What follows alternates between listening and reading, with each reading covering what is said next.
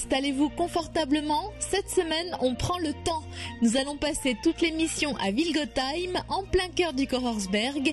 Isabelle est une ancienne psychothérapeute, elle est écrivain et aujourd'hui, elle vous accueille volontiers dans ses chambres d'hôtes de la cour de Lise. Son mari Jean-Paul est aux commandes du restaurant qu'ils ont installé dans leur salon et vous le verrez, à la cour de Lise, c'est une perpétuelle recherche d'authenticité, que ce soit dans l'accueil, dans la cuisine ou dans la déco. Juste à côté, nous rencontrerons Jean-Georges. C'est un ami d'Isabelle et Jean-Paul. C'est lui qui est à l'origine de la restauration de la cour de Lise. Et comme c'est un antiquaire et un passionné de meubles, j'avais envie qu'il m'apprenne tout ce qu'il sait sur le meuble alsacien en marqueterie.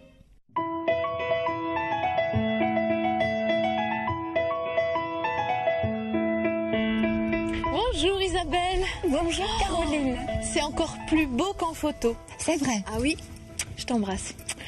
C'est le plus beau compliment qu'on puisse me faire. Tu trouves aussi? Mais oui, parce qu'on s'attend à avoir des beaux intérieurs, des beaux extérieurs, mais alors là, il y a une ambiance. Cette maison, ça a été un coup de cœur. Un coup de cœur. En fait, cette impression quand tu as passé le portillon, c'est celle que nous avons eue quand nous avons acheté cette propriété. On ne s'attendait à rien. Un mur de pierre, on ouvre le portillon, magie. L'accueil d'une cour intérieure. À savoir que c'est exactement la réplique à l'écomusée de la ferme du Kochersberg. D'accord. C'est la réplique, témoignage de cette époque. Et alors, tu t'es investi dans une restauration assez lourde, parce qu'il n'y avait que la maison d'habitation là où vous êtes installé, là où il y a aussi le restaurant. Oui. Et tu en as fait, de ta grange, tu as fait 5 chambres d'hôtes et un gîte. Voilà. Mais alors, pas n'importe comment. Du tout. Une restauration à l'ancienne. À l'ancienne, comme au XVIIIe siècle. Il fallait quand même oser se lancer dans cette restauration. Parce que c'est la première fois? C'est la première fois. J'en ai parlé à un ami qui est à 200 mètres, l'allée du roi, Jean-Georges Rittig, qui est antiquaire, et qui m'a dit « Ton idée est fabuleuse, pourquoi pas? Faisons ». Tu as voulu la restaurer comme on aurait restauré au XVIIIe. Exactement, les matériaux d'époque, que ce soit la chaux, préserver les murs de pierre, de restaurer le toit en Biberschwanz qui était très abîmé. Donc il y a des choses qui n'étaient pas là, il y a des balustres qui n'étaient pas là, l'escalier n'était pas là. Ces balustres étaient là, l'escalier n'existait absolument pas, ni les balcons du côté du jardin.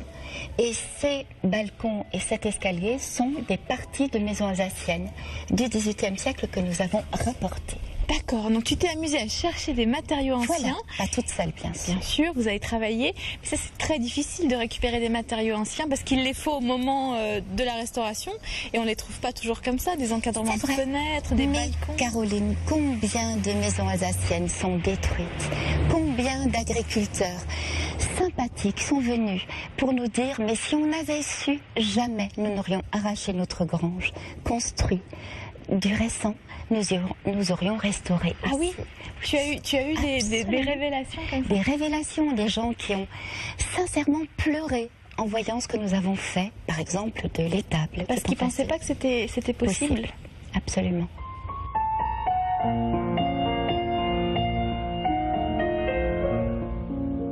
Nous voilà dans la salle des petits déjeuners, oui. La salle commune. Donc là, heureusement, il y avait cette hauteur sous plafond. Absolument. Ça t'a permis de récupérer des meubles de magasin. Exactement. Notre grange avait des hauteurs qui ne sont absolument pas celles des Stubes alsaciennes, ce qui a permis beaucoup de créativité dans les volumes. Et il fallait recouvrir ce mur très abîmé, tellement abîmé, de quelque chose. In extremis, on a découvert un meuble qui est parti à la casse, à Mulhouse, d'un magasin d'horlogers bijoutiers. Et donc, ce meuble a été rapatrié, toujours chez notre ami antiquaire. Le verre est flotté. C'est un verre d'époque qui n'a jamais encore cassé. Et c'est vrai que... Il est impeccable. Impeccable. Et on voit très bien qu'il est ancien parce qu'il est irrégulier.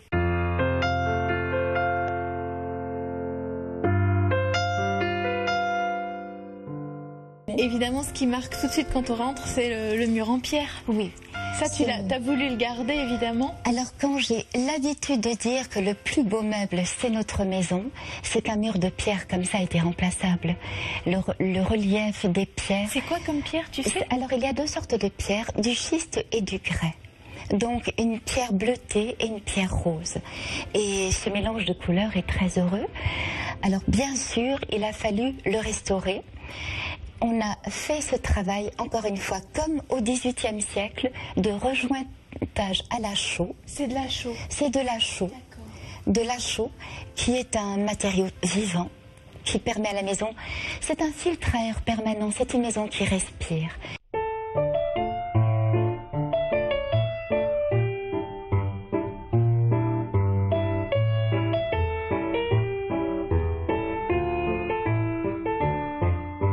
Cette chambre est au rez-de-chaussée. Tu voulais proposer une chambre pour les personnes en fauteuil. De plein pied. Ouais. Et ça, c'est un sacré challenge quand on connaît les maisons alsaciennes. Absolument. C'était au départ quasi impossible. Donc nous avons travaillé un sol lisse, sans tapis bien sûr. C'est quoi? Ce sol est le même que dans le salon. C'est du béton? Et en fait, c'est un béton avec de la poudre de marbre noir coulé qui le rend très tendre. Ton béton ciré, il est à la fois utile pour la personne en fauteuil, voilà. Mais c'est ce qui donne cette touche de modernité à la pièce. Exactement. Et qui allège. Une maison ancienne peut être très lourde. Et là, tout ce qui est matériaux modernes, l'acier aussi, par exemple d'une rampe, allège la maison. Et lui donne une touche de modernité. Voilà. Oui. On retrouve notre ami le vieux mur en pierre, voilà, qui court tout au long de la maison. Tout au long de la maison et qu'on retrouve dans la salle de bain. Donc on l'a préservé et gardé. Il absorbe fabuleusement l'humidité. Une simple chose, il faut le passer une fois par an avec légèrement de l'huile de lin. Alors tout à l'heure, j'ai fait une blague à Isabelle à propos de cette vitre de la salle de bain en lui disant bah alors qu'est-ce qui s'est passé? Quelqu'un s'est appuyé et tu l'as cassée? Et ben oui en fait, c'est ce qui s'est passé, c'est une vitre cassée récupérée. Tout à fait, tout est récupéré dans cette maison. Et ici c'est un ami qui posait une plaque de duplex dans sa maison pour séparer le haut du bas. Et le fournisseur en la posant a fait un faux mouvement, elle s'est cristallisée. Et il a dit, oh, je vous la remplace, je la jette. J'ai dit, vous ne la jetterez pas, je récupère. C'est incroyable. Et ça a été l'idée de la paroi de la salle de bain. Et c'est solide. Toi, tu crois que c'est solide? Caroline touche des deux côtés, c'est très épais, mais ça donne cet effet scintillant que je cherchais. Et c'est à la fois occultant et transparent. C'est un effet de dentelle. De dentelle. C'est très très fin, c'est incroyable. Vous aussi, cassez vos vitres, ça va faire le bonheur des amis réparateurs. Absolument.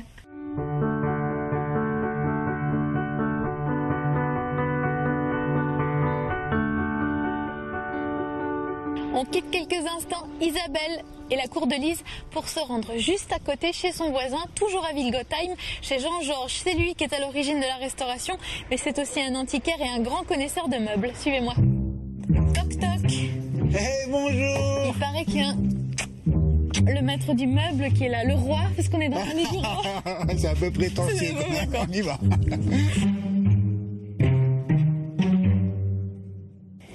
Aujourd'hui, avec Jean-Georges, on va parler de marqueterie.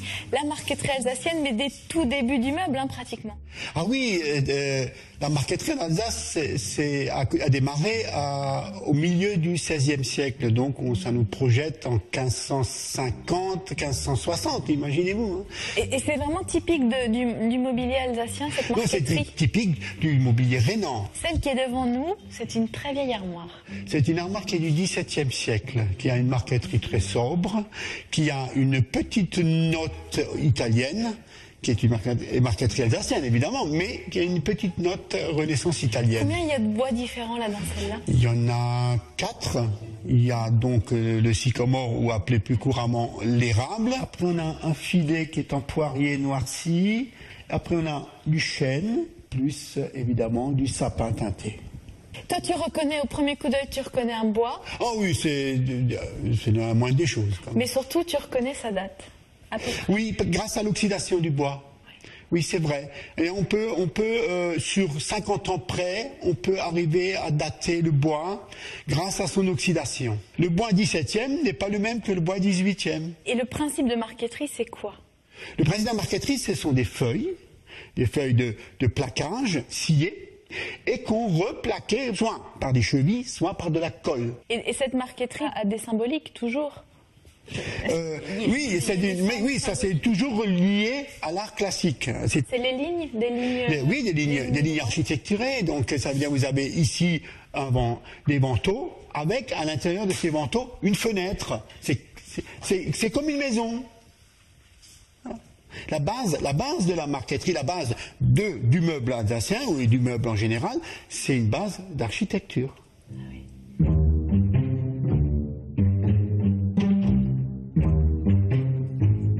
On se retrouvera bientôt. J'espère bien. On parlera de meubles encore. Ah oui, je veux bien. Oui, toujours. Tu es d'accord? D'accord, ça marche. À bientôt. À bientôt. Et moi, je retourne juste à côté, chez Isabelle, pour la suite de la visite. Bonne serrure. Oui, absolument.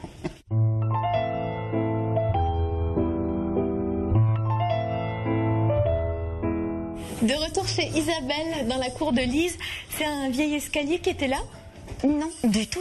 C'est un escalier aussi récupéré d'une maison alsacienne du XVIIe siècle. Il est marrant, il est patiné, il est tellement usé qu'on dirait de la pierre. Tout à fait. Alors dans cette chambre, ça c'est ta préférée. Oui. Tu as mis une salle de bain sous les rampants, c'est pas évident. C'est ouvert mais c'est quand même coupé. La baignoire, elle est magnifique avec ses pieds. La vraie baignoire. Les pieds de lion. Anglaise, oui, tout à fait. Belle. Toi, tu aimes particulièrement cette pièce? Alors déjà au départ elle ne devait pas exister, on est dans le pignon de la grange. Et tout à coup j'ai compris que ça pouvait être la plus belle pièce à cause de l'oculus. L'œil de bœuf? L'œil de bœuf. L'œil de bœuf qui est là. L'oculus qui est aussi une aiguille solaire. C'est un véritable cadran solaire naturel parce qu'on voit le soleil tourner, les ombres se déplacer. Donc on a ce mur de pierre et sans le faire exprès, toute ma décoration est bleutée. Je ne me suis pas rendu compte que je correspondais simplement à la couleur de la pierre. Donc la pierre est bleutée, ce n'est pas du grès. Et cette pierre bleutée a donné cette connotation déco que j'ai réalisée.